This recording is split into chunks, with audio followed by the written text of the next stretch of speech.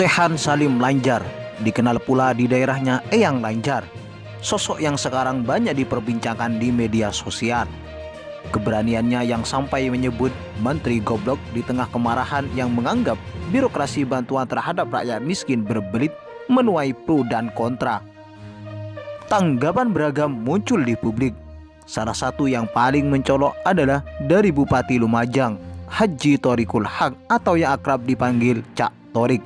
Saling jawab pun terjadi keduanya dan menjadi konsumsi publik, hiburan sekaligus mencerdaskan karena keduanya tampil dengan keunggulan program di daerahnya. Bupati Boloang Mongondo Timur, ingat itu. Kerja keras, kita semua kerja keras. Soal ruwet, memang ruwet. Soal sekarang banyak masalah, memang banyak masalah. Diselesaikan. Jangan menyalahkan menteri, jangan membodohkan menteri. Jangan-jangan Anda yang salah urus. Anda juga kasih sedikit. Udah lu kerja apa saya udah saya sejak 4 April udah mulai, Anda baru mulai sekarang. Nah gitu. Awalnya nama Shehan Salim Lanjar tidak begitu dikenal secara nasional. Di tengah pandemi corona, Eyang Lanjar justru hadir mengisi ruang publik dengan motivasi dan edukasi luar biasa. Dengan nyentriknya, ia berbicara kepada warganya, berdiri di bak mobil berisi peti mati. Shehan Salim Lanjar nampak berkeliling ke pemukiman warga dan memberikan edukasi yang disampaikan dengan gaya bercanda serta bahasa yang mudah dicerna oleh warga. Ia pun mengatakan bahwa kalau warga sabar untuk tinggal di rumah dalam kurun waktu 1 bulan saja, mereka akan aman dari virus corona. Bagi rakyat Boltim, ada 3 pilihan: tinggal di rumah selamat dari corona, tinggal di rumah sakit, atau mati tanpa didampingi keluarga.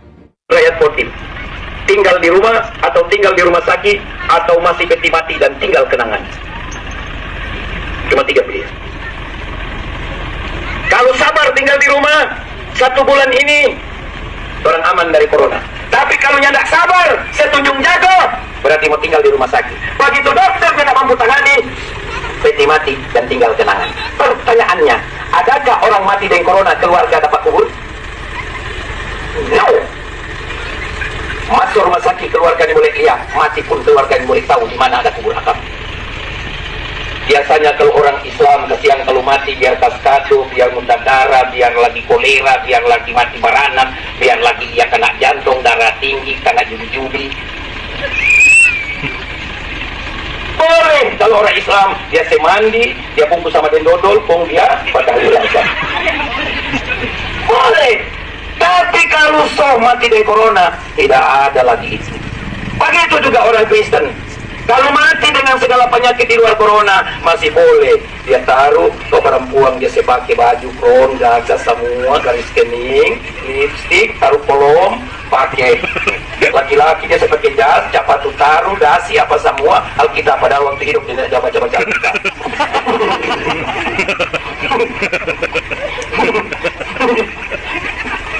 Apa orang Islam dong? Kita belajar taruh Al-Quran. Hidup dia tidak baca-baca pun itu mati.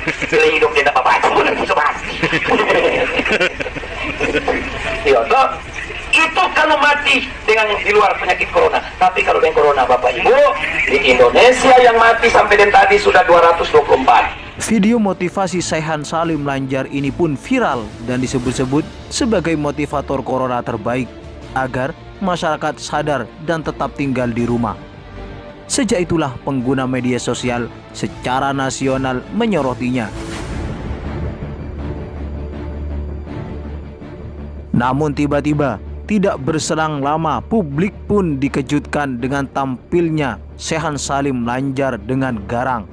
Raut wajah penuh kekesalan dengan duduk di kursi plastik di hadapan sejumlah orang.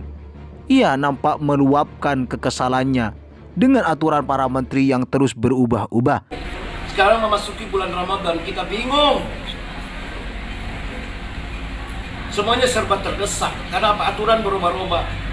Saya tidak boleh membayangkan Menteri Desa menyuruh tadinya tidak boleh menggunakan untuk beli sembako. Tiba-tiba turun surat Menteri Dalam Negeri harus melakukan antisipasi terhadap dampak daripada COVID, bahkan bencana alam pun dari dana desa. Nah, Baru lagi berikut turun perubahan surat dari Menteri Desa atas kesalahan dia. Yang lebih hebat di situ bahwa itu digunakan BLT. Nah, standarnya 600.000, Boltim ada 4.700 kakak lebih. Nah, bagaimana dengan surat dari Menteri Sosial yang PKH tidak perlu lagi dapat lagi sembako, tidak perlu dapat BLT? Gila, PKH-nya dari 50.000 sampai 200.000 per keluarga. Ini tidak adil cara berpikir daripada para menteri. Tidak kalah garang dengan sebelumnya, ia tampil dengan berjubah dan berkopiah putih di sebuah gedung penyimpanan yang disebutnya bantuan kepada warga. Ia punya simpanan beras untuk warganya, tapi sulit disalurkan karena aturan dari menteri. Saat itulah ia menyebut menteri goblok dan meminta Presiden Jokowi memecatnya. BLT itu yang paling miskin, yang bahkan 3 lari minta beras biar seliter ke saya. Saya bilang nanti ada, tunggu BLT. BLT-nya kapan? Saya mau makan hari ini. BLT macam-macam, buka rekening inilah, buka rekening itulah. Ini menteri tidak ada otak lah. Rakyat so lapar tuh minta rekening nih. Justru yang dapat BLT itu orang prioritas. Karena 14 kriterianya, dia yang paling miskin. Ya sekarang dia nggak ada beras. Saya punya sekarang ratusan ton. Tapi saya tidak boleh kasih ke dia karena dia masuk di BLT. Sekarang BLT-nya kapan? Menteri terlalu ribet. Makanya kita nih biar batal puasa ini gara-gara menteri-menteri ini. Pak Jokowi harusnya pecat tuh berapa menteri goblok. Publik pun akhirnya bertanya-tanya, apakah yang dialami oleh Shehan Salim Lanjar ini juga sama dengan daerah lain? Sebagian orang meyakini kerumitan yang disampaikan Shehan Salim Lanjar ini juga terjadi di daerah lain. Hanya kemudian Salim Lanjar yang berani belak-belakan. Karena itu tidak heran jika kemudian keberanian Shehan Salim Lanjar mengungkap apa yang dirasakan disambut heroik oleh sebagian masyarakat. Sedikit informasi tentang Shehan Salim Lanjar. Ia adalah Bupati Bolaang Mongondo Timur atau Boltim, Provinsi Sulawesi Utara 2 periode. Ia lahir dari keluarga petani dan sempat putus sekolah. Karena itu, ijazah SMA-nya ia dapat melalui paket C. Kemudian, ia kuliah di Universitas Gorontalo dengan gelar Sarjana Hukum. Karir politik Shehan Salim Lanjar dimulai sejak tahun 1982 dengan menjadi anggota Partai Persatuan Pembangunan atau P3. Pada tahun 1997 hingga 2001, ia menjadi pengurus kecamatan P3. Pada tahun 2002, ia menjadi deklarator Partai Bintang Reformasi atau PBR Provinsi Gorontalo. Hingga pada tahun 2005-2007 menjabat Ketua DPC PBR Kabupaten Gorontalo. Dan 2007-2012 menjadi Ketua PBR Provinsi Gorontalo. Di pemilu 2004, ia terpilih menjadi anggota DPRD Kabupaten Gorontalo periode 2004-2009 dan berada di posisi Wakil Ketua Fraksi, Wakil Ketua Komisi 4, anggota Banggar dan anggota Banmus DPRD. Ketika Boltim dimekarkan pada tahun 2008, Shehan Salim Lanjar pun mencalonkan diri sebagai Bupati Boltim pada tahun 2010 melalui jalur perseorangan serta didukung oleh Partai Gurem. Akhirnya ia menang bersama Maidi Lensun satu putaran di Pilkada Kabupaten Boltim dengan perolehan 12.582 suara atau 33,1%. Pada Pilkada 2015, pasangan Shehan Salim Lanjar dan Rusdi Gumalangit memenangkan pertarungan Pilkada sebanyak 58,57% atau 24.906 suara yang masuk. Pada Pilkada ini, ia disokong oleh 4 partai besar, Partai Amanat Nasional, Gerindra, Demokrat, dan Partai Kebangkitan Bangsa. Ya, Shehan Salim Lanjar sempat berlabuh ke Partai Kebangkitan Bangsa atau PKB menjelang Pilcaleg tahun 2014. Bupati Boltim ini mendaulat diri menjadi kader partai pimpinan Muhaimin Iskandar itu.